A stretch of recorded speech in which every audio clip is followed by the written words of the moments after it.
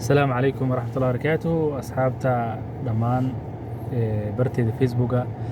ay la socota waxaan idin leeyahay maalin wanaagsan maanta iyo cashar ka mid ah casharadii ama barnaamijkii aan idin soo gudbin jiray bartayda Facebooka ku soo dhawaada maanta xalaqada waa soo gaaban doonaa waxaan soo qaadan doonaa mahmaahyo afmaay ah iyo macnahooda iyo xaraf ayaan u istaagi doonaa anagoo ka faa'iideysanayna waqtiga mahmaahda koowaad waxay dhahaysaa luday isma mood kama mis moog yani mar labaad aan ku celinaa luday isma mood kama mis moog manaa luday waxaa la dhahaa ayax yani ayaxa maadaama mar uu soo galo midba meel uu ku dego oo midba mashquul kale uu ku jiro laakiin uu iska warhaya yani markuu baxayna hal mar wada baxaa marka luday ama ayaxa is-agmarka iyo kala qaybsanka oo meeshuu gala ay dhinacyo badan kala aadayaan ma ahane way iska warqabaan oo ma kala yani ma kala maqno macnaha isku xirnaanshooda ma kala qaybsano marka waxaa loo soo qaataa dadka aan waqtiga isu haynin ama aan isla joogin laakiin badanaa guud ahaan iska warhaya marka xuruufta waxay ka kooban yihiin luday ismamood kama iyo mismog marka luday waa ayax ismamood is-agmarka aan la iska warqabin ma yani keligeeda waxay u dhigan tahay ma ahee meesha lagu dhahayo maxaa saas ma ahee mismoogna misna waa xarafka oo diidmada waaye maya oo kale mis ma aha moogna kala maqnaansho ama kala mashquulo marka kalama mashquulsana waaye mahmaahda labaad waxay dhahaysaa qalba kafad quraan malka baradow qalba ka fad quraan malka baradow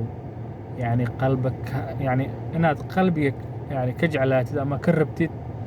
qur'aan laguma barto waa ficil iyo hool ay u baahan tahay marka haddaan kala dhigno ama dib ugu sicilino waxay tahay qalba kafad qur'aan malka baradow qalbiga inaad ka rabtid ama ka jeceshahay qur'aan laguma barto mise malku baradow marka haddaan kala bixbixino qalba kafad qalbi waa qalbiga ogtihiin kafad macna inaad ka rabtid waaye qalbiga inaad yani uga baahan tahay qur'aanna qur'aan waaye malka baradow yani mal waa iyadana waa nafyi mal ka baradow laguma barto marka xuruufta taasna iyadana waxay ka kooban tahay intaas xaraf tan ugu dambeysa waxay noqonaysaa farta halaawti fardhis makooka heraas farta halaawti fardhis makooka heraas farta waa fartaada halaawtina halowday ama yani cilad ku dhacday ama yani adiga waxaa dhahdayba cilad hadday ku timaado fartaada halaawti yani inuu maxaatirka ku jiraa uu halooway yani ama cilad baa gashay farta inay cilad ku dhacdo ama xanuunsato fardhis makooka heraas mana inaad farjisid ama inaad tuurtid kaagama harayso yani stiil waa weli gacantaada ku taallaa hadday ciladsan tahayna aday kaa mid tahay marka waxaa loo adeegsadaa marka qof uu kaa mid yahay laakiin uu cilad ama dhib badan yahay marka inaad qofkaas goysid xalka ma noqonayo inaad xalka saxda abaartid waa marka farta halaawti fardhis makooka heraas